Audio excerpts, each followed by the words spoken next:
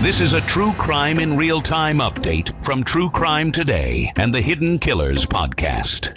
It was a quiet, unassuming morning when Lori Vallow, the woman now notorious for the deaths of her children, spoke to her only surviving son, Colby Ryan.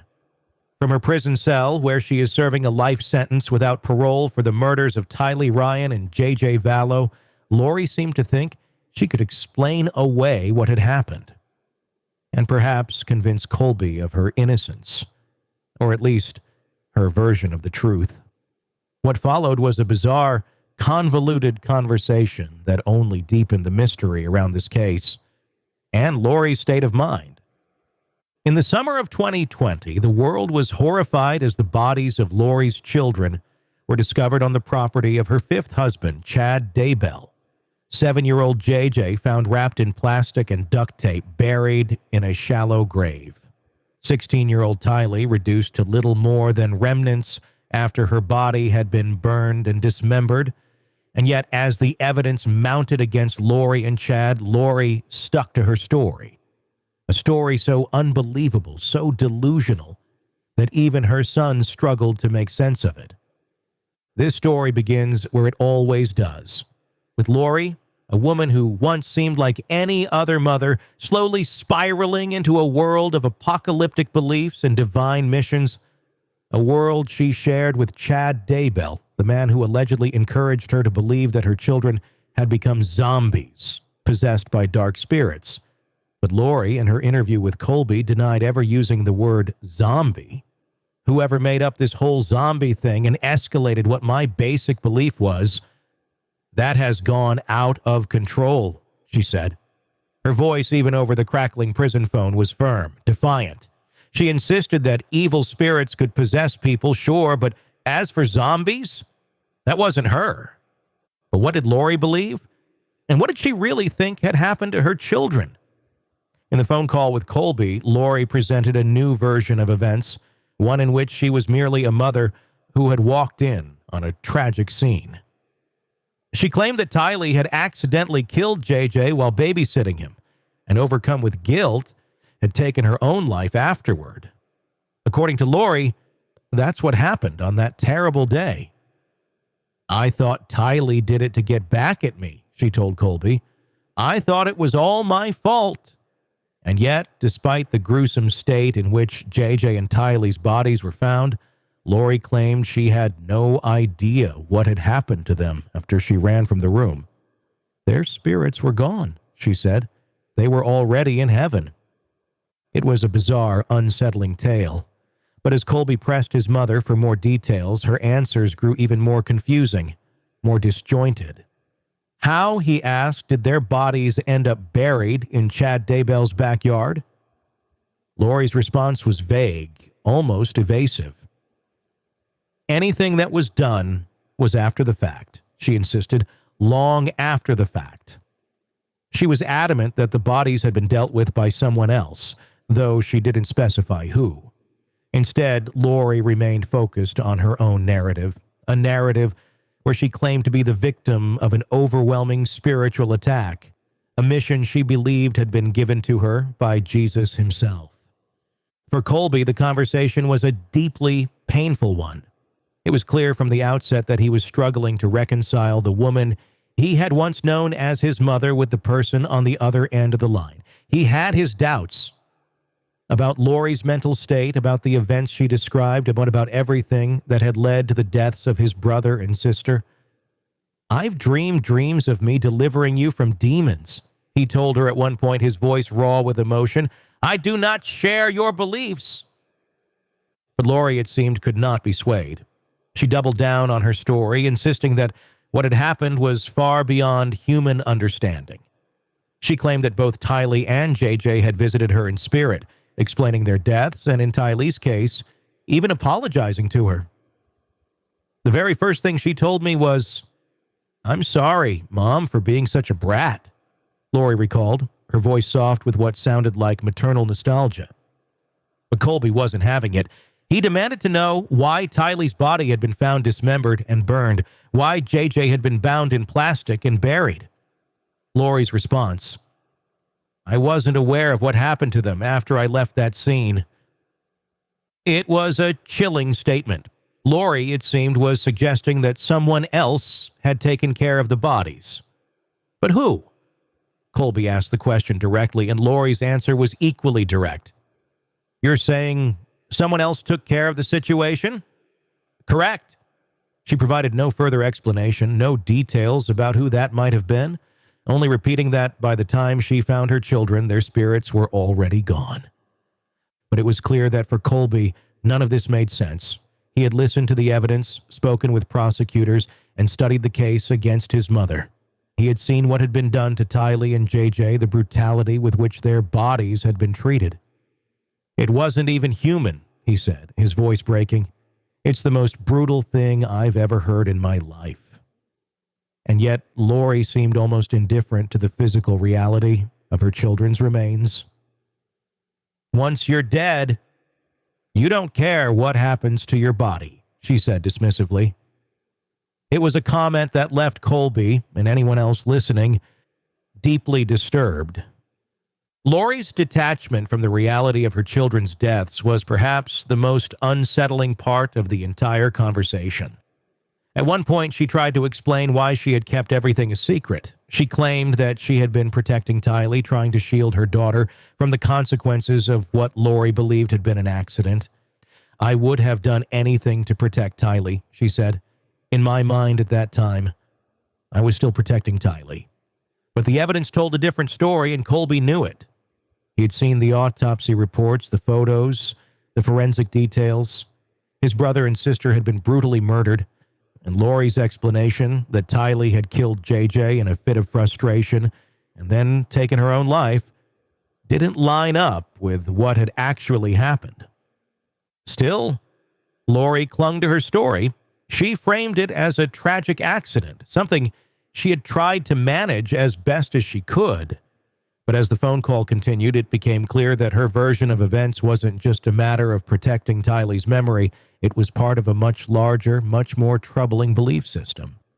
Lori told Colby that she had been given a divine mission by Jesus Christ himself, a mission that required her to suffer. Just like the biblical figure Job. This is Lucifer attacking our lives, she said. You have also been attacked. She seemed to see herself as a martyr, a woman chosen by God to endure unimaginable suffering as part of a higher plan. It was this belief that seemed to fuel Lori's conviction that she had done nothing wrong. Throughout the conversation, she repeatedly told Colby that he didn't understand the full story and that no one did. Only she, Lori insisted, knew the truth. She claimed that she had written out the real story in a 38-page document, one she had tried to get to Colby through her attorneys. I need this to get to Colby, she said. I don't care who else it has to go through, but I don't think it's fair to Colby to not have this information. But as Colby listened to his mother's ramblings, it was clear that he wasn't buying it. He pressed her again and again, trying to get her to admit what had really happened. He asked her about the evidence, the brutality of Tylee's remains, the bag JJ had been found in. Lori, though, remained steadfast. They were gone, she said. They were already in heaven. She spoke as if the physical bodies of her children didn't matter, as if the fact that they had been found buried in shallow graves was irrelevant to the larger spiritual picture. It was this kind of thinking, this detachment from reality, that had defined Lori's actions for years. From the moment she met Chad Daybell and became enmeshed in his doomsday teachings, Lori's grip on reality had seemed to slip further and further away. She embraced the idea that her children were dark spirits, and when they were gone, she didn't mourn them as a mother should. Instead, she framed their deaths as part of a larger spiritual battle, one in which she was playing a pivotal role. As the conversation with Colby drew to a close, Lori made one final plea. She asked her son to try and understand her, to accept that she had been acting according to divine will. I love you more than anything, she told him. You will know one day. Everyone will know. But for Colby, it was too late. He had already lost his mother, not just to the prison system, but to the dangerous delusional beliefs that had led to the deaths of his siblings. "I forgive you," he said, his voice heavy with resignation. But it was clear that forgiveness did not mean reconciliation. Colby would never forget what had happened, and he would never allow his mother to be part of his life again. As the phone call ended, one thing was clear: Lori Vallow was not the woman Colby had once known. She had become someone else, someone who believed she was on a divine mission, even as the bodies of her children lay in the ground, and the Lori Vallow that Colby Ryan once knew had vanished, replaced by someone who seemed lost in a world of religious fantasies, distorted beliefs, and dangerous delusions. The phone call, meant to provide clarity, only raised more questions. How could a mother who once professed so much love for her children speak so coldly about their deaths? How could she cling to a story that defied both logic and evidence and expect her son to accept it as truth? Throughout the conversation, Lori's unwavering conviction in her own righteousness was chilling. "I wasn't being rational," she admitted at one point, but that admission didn't come with any sense of accountability. Instead, she framed her actions as those of a mother trying to protect her daughter, even though their evidence pointed to something far more sinister: Lori's insistence that Tylee had somehow killed JJ out of frustration. And guilt simply didn't hold up against the brutal reality of how their bodies had been treated. The discovery of Tylee's remains, scattered and charred, painted a grim picture that stood in stark contrast to Lori's serene descriptions of spirits visiting her from the afterlife. And JJ, his body bound, gagged, and hidden, was not the product of an accidental death, as Lori tried to suggest. Yet, she spoke as if these facts didn't matter, as if her version of events would somehow erase the horrors of what had actually occurred. Lori's delusions were not new, but hearing her speak them aloud to her son underscored just how far she had gone. She spoke of visits from Jesus, of being tasked with a divine mission, and of a personal battle against Lucifer himself. This was a woman who saw herself not as a criminal, but as a martyr. "Lucifer has done everything to get me to take my own life," she told Colby, casting herself as the central figure in a cosmic struggle between good and evil. In her mind, she was Job, a righteous sufferer being tested by God.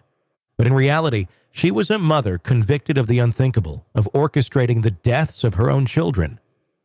As Colby listened to his mother's ramblings, it became clear that his hope for answers would remain unfulfilled. He asked direct, pointed questions, trying to piece together the truth of what had happened. Why had Tylee's body been dismembered and burned? Who had buried JJ in a plastic bag? Lori's responses were vague, evasive. She admitted that someone else had taken care of the situation, but refused to name who that person might have been. She claimed that by the time she found her children, their spirits were already gone, as if that absolved her of any responsibility. But Colby wasn't convinced. He had seen the evidence. He had read the autopsy reports, seen the crime scene photos. He knew that what had been done to his siblings was no accident. "I can't sit here and pretend like this isn't what it is," he told his mother. "I don't think that's what happened." His voice was filled with the pain of a man who had not only lost his brother and sister, but had also lost his mother to a world of delusions and lies. For Colby, the hardest part of the conversation was reconciling the woman who raised him with the person she had become. He remembered Lori as a loving, protective mother, a woman who had done everything she could to care for her children, and yet here she was speaking casually about their deaths, insisting that she was on a divine mission, and refusing to take any responsibility for the horrors that had unfolded. "None of this is congruent to the person that raised me," Colby said, his voice breaking. "Nothing." Lori, however, didn't seem to see it that way. She continued to insist that everything had happened according to some larger plan, one that she alone understood. She spoke of Jesus ordaining her to do a job, of being visited by both Christ and Lucifer, of spiritual battles that only she could comprehend. "This is my mission, and my mission will be revealed to everybody at some point," she told Colby.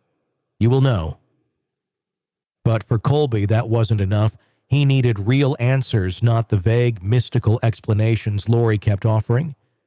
He needed to know why his brother and sister were dead, why their bodies had been desecrated, why Lori had chosen to hide the truth for so long.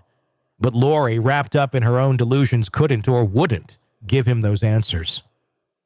As the conversation wore on, Colby's frustration grew. He tried to explain to Lori that he had turned to God for guidance, that he had prayed and studied the Bible in an effort to make sense of what had happened.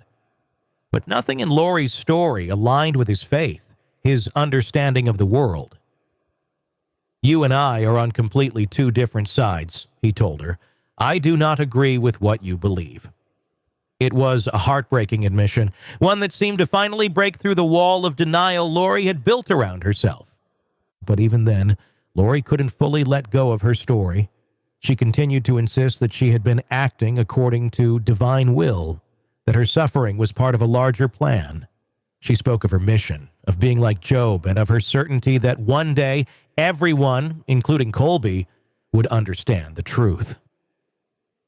"When we all get to heaven, you'll know," she said, her voice calm, almost serene. "That's all I can tell you." It was a chilling moment, one that highlighted just how deeply Lori had descended into her own delusions. For her, the deaths of her children were not the result of murder or conspiracy, but part of a divine plan, one that only she could comprehend. She saw herself as a victim of cosmic forces, a woman chosen by God to endure unimaginable suffering in the name of a higher purpose. But for Colby, there was no solace in Lori's words. He couldn't accept her story, couldn't reconcile her beliefs with the brutal reality of what had happened to Tylee and JJ, and so he made a heartbreaking decision. "I forgive you," he told his mother, his voice heavy with grief, "but you cannot be a part of my children's lives." It was a final devastating blow.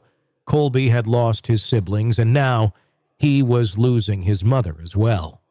The woman who had once been his protector, his caretaker, had become someone he no longer recognized, someone whose beliefs were so far removed from reality that they could never truly be reconciled. "I don't feel like I know you anymore," he said, his voice thick with emotion. "You and I cannot agree on these things." And with that, the conversation came to an end. Lori had said her piece, offered her version of events, and tried to convince her son that she had been acting in accordance with God's will. But for Colby, there was no redemption in her words, only a deep, painful understanding that the mother he had once known was gone, lost to a world of delusions and darkness. As the prison phone clicked off, one thing was clear. Lori Vallow would never accept responsibility for what had happened to her children. She would continue to insist that she had been acting under divine orders, that she had been chosen for a special mission, and that one day the truth would be revealed to everyone. But for Colby and for the rest of the world, the truth was already clear.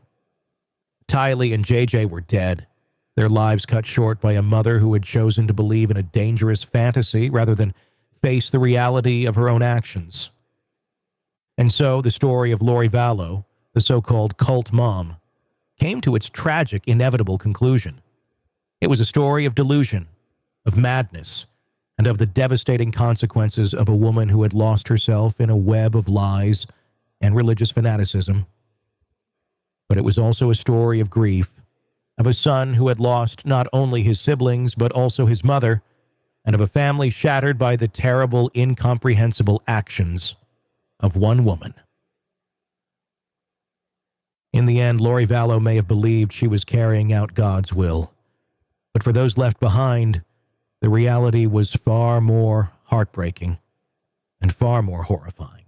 In a world where the darkest secrets lie just beneath the surface. They said it was an accident, but the evidence says otherwise. Where hidden killers roam, unnoticed, in the shadows. I think you would definitely be looking at a blend of toxic, very bad narcissistic personality traits, and they will be vengeful and possibly resort to violence. Join Tony Bruschi as he uncovers the truth behind the most chilling cases. They said it was an accident, but the evidence clearly says otherwise. Each episode, we dig deep into the minds of those who commit the unthinkable. To your point on narcissism, he thinks in his own mind how witty he is. Yeah. But he lost that jury. I was done with him in 2 minutes. From unsolved mysteries to infamous crimes. Geez, you've just talked about how you've taught yourself how to do everything under the sun. I bet you did a YouTube video, how to best kill somebody with a knife. Hidden Killers with Tony Bruschi takes you where few dare to go. How does someone with such a dark secret go unnoticed for so long? With multiple new episodes every single day. We're not just telling stories, we're seeking justice. Listen now on Apple Podcasts or wherever you get your podcasts. Just search for Hidden Killers with Tony Bruschi.